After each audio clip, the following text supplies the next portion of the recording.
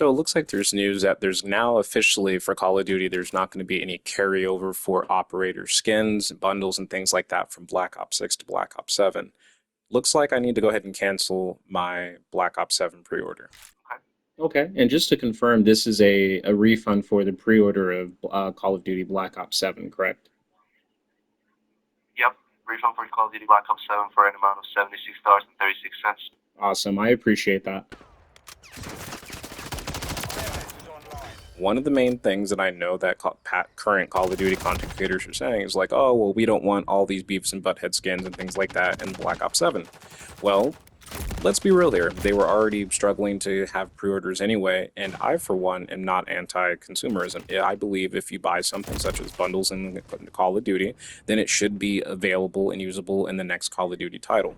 Just as Modern Warfare 2 and Modern Warfare 3, they improved what already existed. So, from all the stuff that you bought and bundles you bought from Modern Warfare 2, it was available for you because you had purchased it, and your money shouldn't be going to waste, right? Because you decided to buy and purchase and enjoy Modern Warfare 3. One would assume that it would be the same with Black Ops 6 to Black Ops 7. Now, there's some YouTubers out there like the king of Call of Duty, essentially Ghost of 8 or 8 Thoughts, whatever you want to call him. He made a comment specifically, and it was that, oh, well, we won't be seeing Nicki Minaj against Black Ops 6. Well, let's be real, it was only specifically and tied to Modern Warfare 2 because that's when it first launched, and then obviously it was available to be used in Warzone and Modern Warfare 3. Nicki Minaj doesn't exist in Black Ops 6, so I think the issue is that people don't want to be seeing, for example, American Dad, Roger Smith, and things like that, right? And Beavis and Butthead, and of course, Seth Rogen and things like that in Black Ops 7. So if we actually use our thinking caps here, if we know that, according to Joe Secott, whereas we want new players of the Call of Duty, Call of Duty franchise to enjoy and things like that, right? The new Call of Duties, then one of the biggest things and ways we can introduce the appeal of Call of Duty is bundles, right? So when you have a situation where you have, like, say, let's say, for example, bundles from, Nicki Minaj from Modern Warfare 2, and some new Call of Duty player decides to go ahead and buy Modern Warfare 3, and they see someone running around with Snoop Dogg, Nicki Minaj, 21 Savage, Skeletor from He-Man, and they see, let's say, I'm trying to think, Crow, like Riot from any of the either past or current Call of Duties, that's still a sell, even if it's an older Call of Duty. They're still monetizing. Activision, Microsoft is still monetizing and gaining some sort of revenue because of that. The developer art director is still getting compensation for their work. So I'm not to say that they shouldn't have carryover. What I am saying is that it's concerning for the endeavor and future of Call of Duty because I wonder how this will impact. I can't tell you if it's negative and I can't tell you if it's positive, but it makes me wonder how this will impact in the long run of Call of Duty. But I am led to believe that since we know that the next two Call of Duties were already planned years in advance, which is Modern Warfare 4 from Infinity Ward and Advanced Warfare 2, don't quote me on this, it was all leaked information and it's subject to change. If all of this is planned ahead, let's be honest here, then these Call of Duties were not made under the production of Microsoft. Remember, Microsoft only acquired Activision, but these titles were already rumored and already data mined and leaked. These were already in the works. So we have not yet have a Call of Duty developed yet that's solely under Microsoft, just yet. So, and it makes me wonder too, and it's kind of concerning how we have all these content creators too who never had an issue with carry forward. But then in the same vein, it never had issue with cel shaded characters who didn't fit the mold in Call of Duty Cold War, like the first one we had, if I remember correctly, was Judge Dredd that did not fit the mold in Call of Duty Cold War, right? No one batted an eye, no one thought it was out of place, and I wonder why. What YouTuber was complaining about this? And it's funny because even back then, we had a couple of other operator skins that were completely out of the norm, especially in Call of Duty Vanguard. No one batted an eye, no one was in an uproar. Why? That's what I'd like to know. When we had some of these wacky skins in Call of Duty Vanguard and Call of Duty Cold War, no one batted an eye. And it's funny to me because it makes me wonder, if the issue is not necessarily with the skins and operator skins themselves, then what is it? And I'll say this: if Nicki Minaj wasn't pink, hypothetically, and it was all black, would people still be okay with that? If Nicki Minaj wasn't wearing all pink and you change her color palette to all black, like a glossy black or something like that, would people still be okay with that? Because if people were okay with 21 Savage being shirtless and all this stuff, but they have an issue with Nicki Minaj, then one has to say that you should have an issue with Makarov's operator skin when he's shirtless as well, because it's unrealistic, right? So I don't understand what the issue is, and with that sentiment, because what the real issue is, I do believe, is the overabundance of cell shaded operator skins. And the funny thing is that there are already cell shaded operator skins in Modern Warfare 2, Modern Warfare or Call of Duty Cold War, and Modern Warfare 3, yet we have not seen this much animosity and this much hatred, and it only stems from Call of Duty content creators. Does anyone understand that? The animosity, the hatred, the tiresomeness, and the sentiment was built upon and predicated upon Call of Duty content creators, not simply YouTubers. This all started with them. The moment the sentiment is to complain, it's a ripple effect. So I want people to understand this, that the no one complained about carry forward then. It's only this year it's an issue. It wasn't an issue many years ago before the lockdown, but it's an issue now, right? And I want people to understand that PlayStation just increased their prices of their consoles. So I have to wonder, how will this impact, right, the cost moving forward for Call of Duty? So we already know that, the developers want new players to be introduced to Call of Duty. We also know that Activision Microsoft makes their money mostly based off of bundles, right? And then the developers get a kickback or some sort of, revenue based upon that because they spent time designing it. If that is the case, this means they are losing money potentially based off and, funded by newer players who may appreciate that. So if that is the case, this also means that they have to make up that revenue from somewhere. And the question is where. I would not be surprised if bundles moving forward, if they still happen, right, and Modern Warfare 4 are increased in price of Call of Duty points. I would not be surprised if they start changing the formula of Call of Duty overall to make up for the lack thereof. And the person you can blame, the people you can blame because of this, are going to be the Call of Duty content creators. And I will say, Call of Duty is in fact too big to fail because they are a multi-trillion-dollar company. They don't have to make a Call of Duty and they would be just fine. Activision owns many different IPs, right? Let's be real here. Or in this case, Microsoft does. But let's not get ahead of myself. I want to bring it back for a second because at the end of the day, this will affect the future of Call of Duty. And I believe if we already know that some of these Call of Duties, Modern Warfare 4 that was leaked and Advanced Warfare 2 that was leaked, are going to be the next Call of Duties under the sole proprietor of Activision, one is safe to say that they are slowly getting ready to develop a Call of Duty in 2028 that is under the sole proprietor of Microsoft, because we haven't got to 2028 yet. So, and if you just pay attention, we don't have the Call of Duty HQ anymore. They're separating the applications. Now, we don't know if Black Ops 7 will be under the Call of Duty HQ. We don't know that.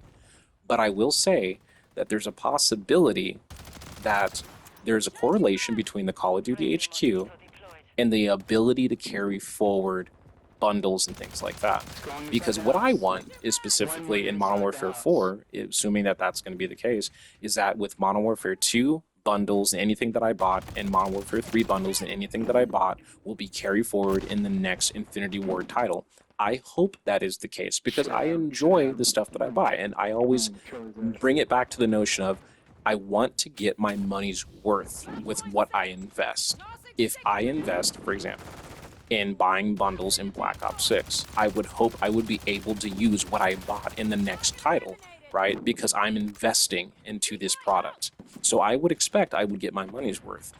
And personally speaking, I don't care if there's Beavis and Butthead, or operator skins in my Black Ops title.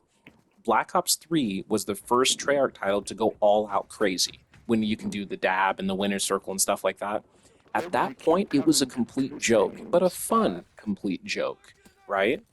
Infinity Ward takes their titles a little bit more seriously. The last time Treyarch ever took their titles seriously was essentially Black Ops 2.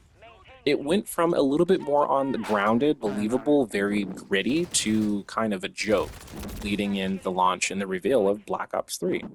And the funny thing is, if you hate on Black Ops 3, you pretty much summon a whole mob against you trying to defend Black Ops 3 because that was the best Call of Duty title from Treyarch, right?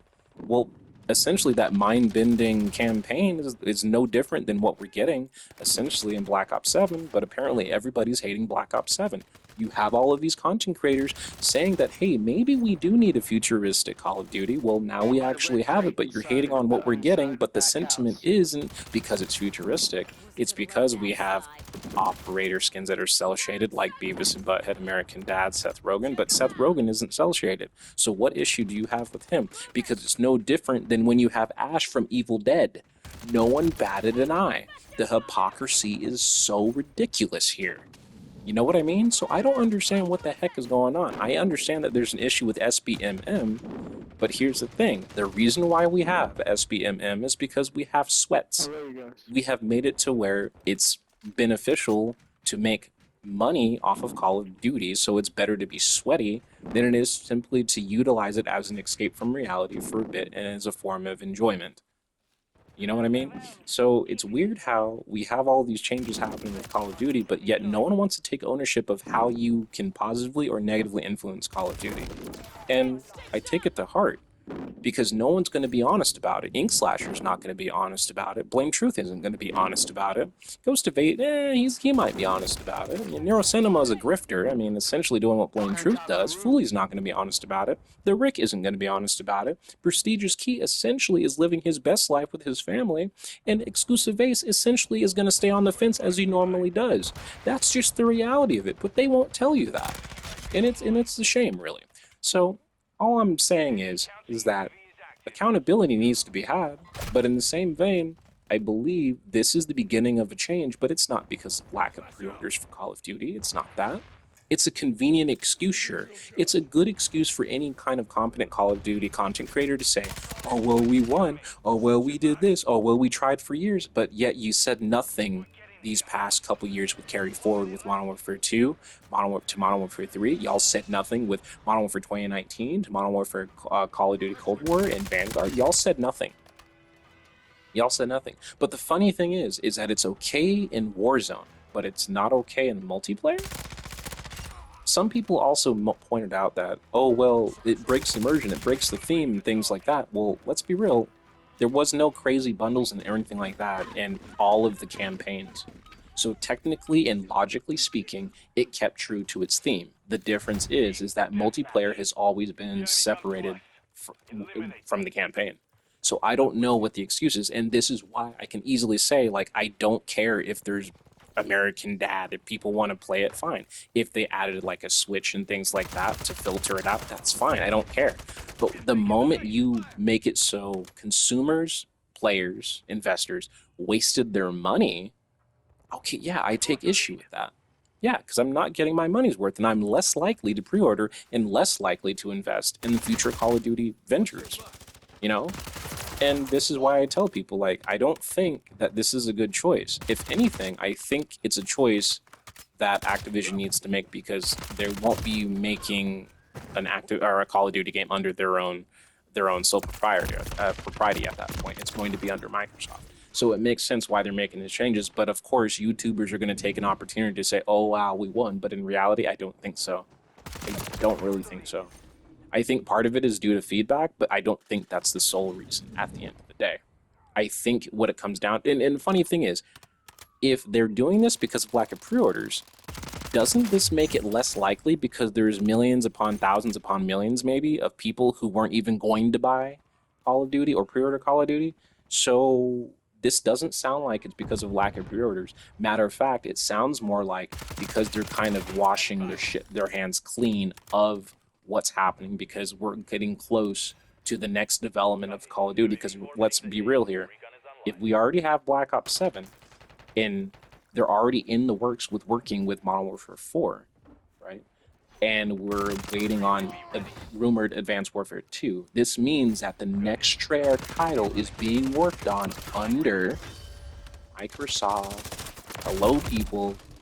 And I don't think Microsoft really likes the direction or the choices that Activision already had contractually already in place. And I think YouTubers need to be honest about that. So I'll be the first one to say it. And I hope I'm right, and I hope that I'm on point somewhere, because I would rather be genuine than disingenuous and act like we did something right, when in reality, you screwed a lot of other players over. Sure, there's a lot of Call of Duty players who do not enjoy, seeing Beavis and Butthead, right, in their Call of Duty multiplayer experience. And there's some who play the multiplayer experience and don't play Warzone.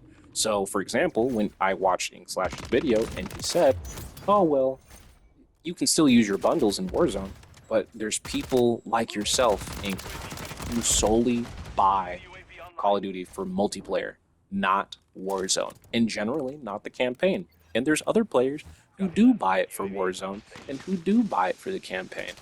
Okay, so people who bought Call of Duty or pre-order or bought any type of Call of Duty for their multiplayer, you right now for Black Ops 7, you're screwed. And that's plain and simple. If you don't enjoy, for example, Warzone, you are screwed. Obviously, if you value, your money, I suppose. But other than that, yeah, you're screwed. I value my money. I invest what I enjoy. And if people want to praise anti-consumerism, that's fine. Go for it. I'm just not likely to play or to buy or invest in Call of Duty. It's very simple. But I just wanted to bring that out there because I think it's essential and people need to understand that. Other than that, if you like what you hear, I hope you guys are having a great day. And I'll catch you on the next one. And remember always, peace be with you. Ciao, guys.